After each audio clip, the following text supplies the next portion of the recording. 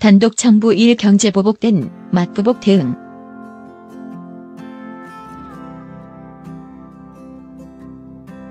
아소 발언의 비공개 관련 부처회의.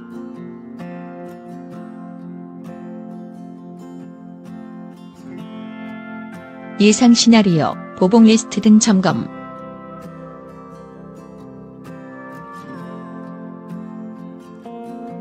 일본 정부 관료로는 처음으로 아소타로 부총리가 대법원 강제징용 및 위안부 판결을 둘러싼 자산압류 및 매각에 대한 보복으로 송금 및 비자 발급 정지를 검토한다는 보도가 나오자 정부도 맞대응을 포함한 대응책 마련에 착수했다.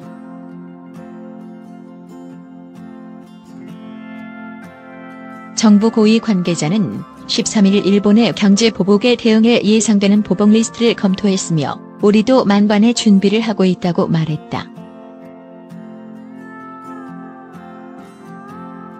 이와 관련 정부는 지난 12일 산업통상자원부와 외교부 등 관련 부처 관계자가 비공개로 모여 최악의 상황을 포함한 예상 시나리오 등을 점검한 것으로 알려졌다.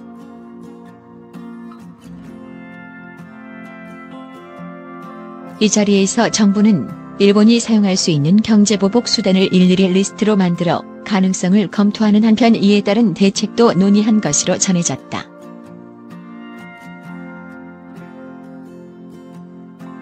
일본 언론은 대법원 판결에 대항해 100여 개 한국 상품을 대상으로 한 보복 관세 검토, 반도체 제조에 필수적인 불화수소 등 핵심 물자에 대해 한국 수출 금지, 한국 송금 및 비자 발급 정지 등을 검토하고 있다고 보도했다.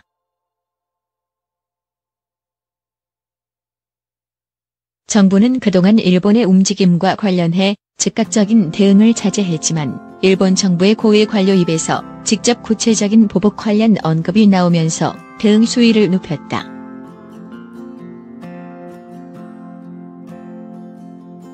일본 언론 등에 따르면 아소 부총리는 지난 12일 중의원 재무금융위원회에서 강제징용 배상 판결 관련 일본 기업의 자산압류에 대항해 관세뿐만 아니라 송금 정지, 비자 발급 정지 등 다양한 보복 조치가 있다고 생각한다고 밝혔다.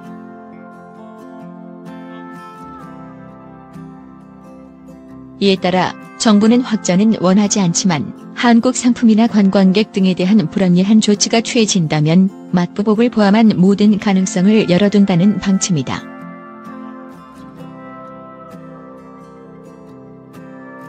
외교부 관계자는 일본에서 경제 보복을 운운하지만 우리한테 통보한 것은 없다고 설명했다.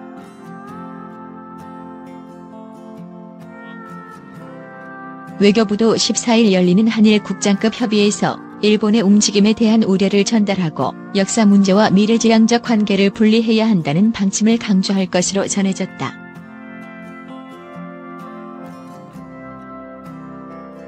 일본 역시 경제 보복을 감행할 만한 상황이 아니라는 분석도 나온다.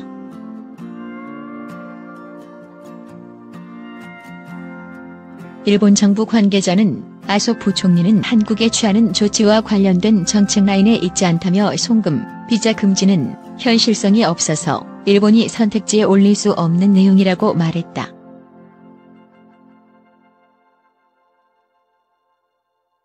일본으로서도 도쿄올림픽을 앞두고 특정국의 출입국 심사를 강화하는 부담을 감수하기 힘든 상황인데다 비자 발급 제한도 손해가 더 크기 때문이다.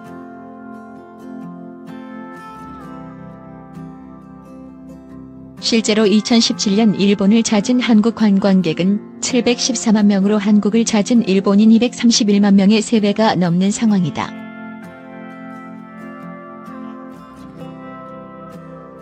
징용 배상 얼어붙는 한일 경제협력 사드 보복 닮아가나.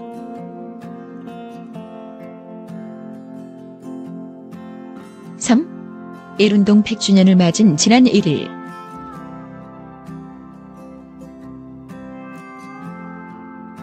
한국과 일본의 각각 본부를 둔 한일경제협회 대표가 일본 도쿄에서 만났다.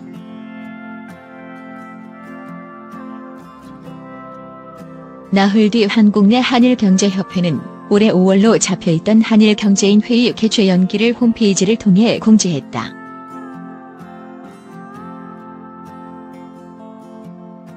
한국 내 한일경제협회는 행사장을 마련할 호텔까지 미리 잡아둔 터였다.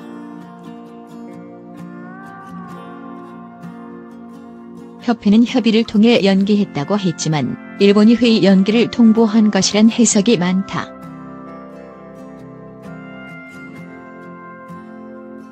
지난해 11월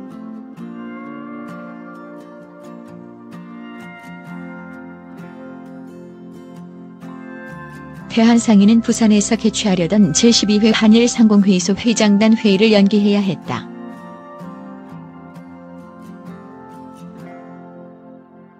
회의 개최를 며칠 앞두고 일본 상의가 강제징용 판결을 언급하겠다는 입장을 대한상의에 전달한 것이다.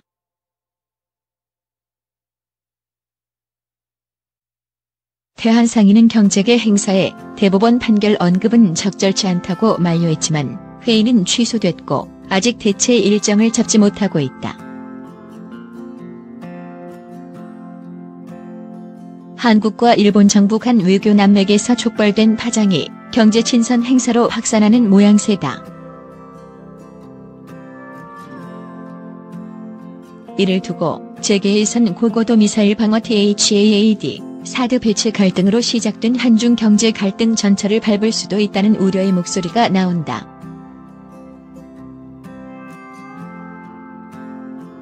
이런 목소리가 들리는 배경으론 한일 경제 갈등이 중국의 사드 보복 사태와 비슷한 패턴으로 전개되고 있어서다.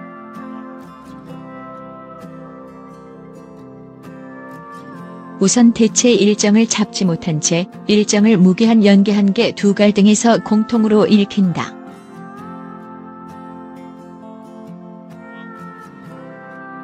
중국 정부는 중한국제여객선 취항을 무기 연기한 것을 시작으로 한국 여행을 금지했다.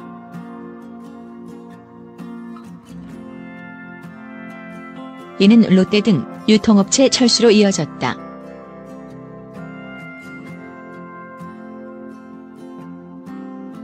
출발과 도착점이 각각 정치, 외교 이슈와 경제 보복이라는 점에서도 닮았다.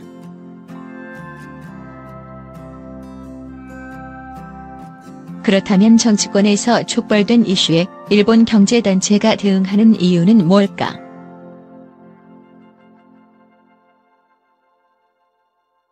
김영근 고려대 글로벌 일본연구원 교수는 정치와 경제 이슈는 서로 분리해서 대응하는 게 맞지만 경제 정책을 맡은 경제산업성까지 나선 게 문제의 핵심이라고 지적했다. 그러면서 한국 대법원의 강제징용 판결 이후 그동안 차분했던 일본 관료들까지 감정적인 대응에 나서고 있는 모양새라고 말했다. 이런 상황 인식 때문인지 재계에선 구체적인 보복 시나리오도 거론되고 있다. 관세와 소재, 부품 수출 지연이 그것이다.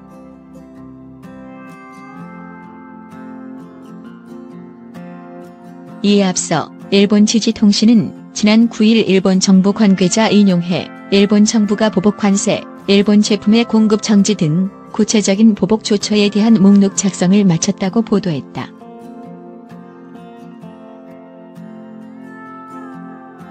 이에 대해 익명을 요구한 한경제단체 연구소 관계자는 일본이 한국을 상대로 쓸 수 있는 카드는 덤핑 관세나 세이프가드 관세 등이 있지만 이를 사용할 명분이 없고 세계무역기구 WTO 협정에도 위반되기 때문에 실제로 사용할 가능성은 크지 않다고 말했다.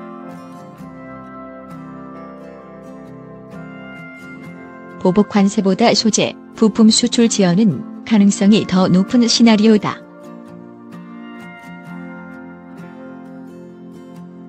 한민간경제연구소 연구원은 소재, 부품 수입품 중 일본에서 들여오는 건 전체의 15에서 16%에 해당한다며 일본 정부가 수출 물량 통관 등을 제한시킬 경우 한국 경제에도 어느 정도 타격은 있을 것이라고 말했다.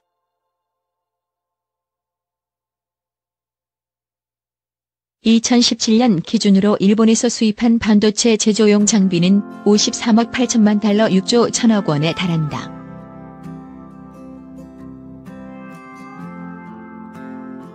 다만 일본 정부가 이런 방식으로 경제 보복에 나선다고 하더라도 한국 산업계가 입는 내상은 제한적일 것이라는 게 전문가들 판단이다.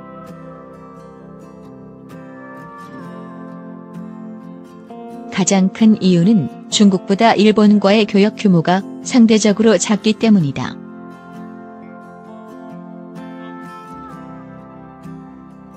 관세청에 따르면 지난해 한국은 일본을 상대로 305억 달러를 수출했지만 수입은 546억 달러를 기록했다. 이와 비교해 중국을 상대로 한 수출액과 수입액은 각각 1621억 달러, 1064억 달러다. 또 다른 이유는 매년 200억 달러 수준을 유지하고 있는 대일 무역 수지 적자다.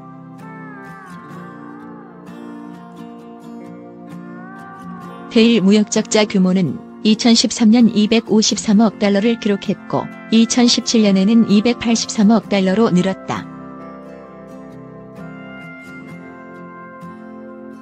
그만큼 일본을 상대로 한 수출보다 수입이 많다는 얘기다.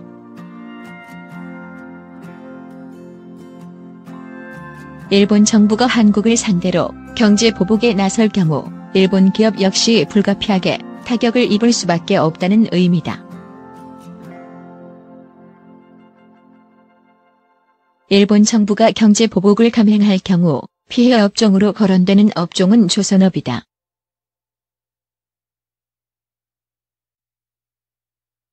일본 정부는 대법원의 강제징용 판결 직후인 지난해 11월 한국 정부가 조선 산업을 지원해 독자 생존이 어려운 대우조선해양을 지원했고 이로 인해 일본 조선 업체가 피해를 봤다며 WTO에 제소한 바가 있다.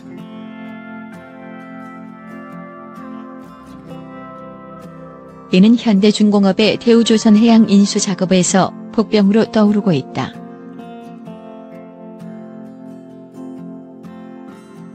일본과 유럽연합 등 각국 정부 기업 결합 심사를 앞둔 상황이기 때문이다.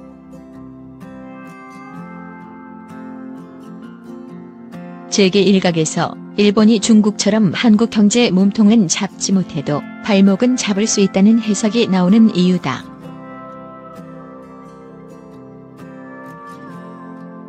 조동근 명지대 경제학과 교수는 과거사 해법을 놓고 국가 간 마찰을 막을 수 없지만 정치와 경제는 각각의 논리로 접근하고 풀어가야 한다며 한국 정부도 정치와 경제 분야에서 서로 다른 대응책을 마련해야 한다고 말했다.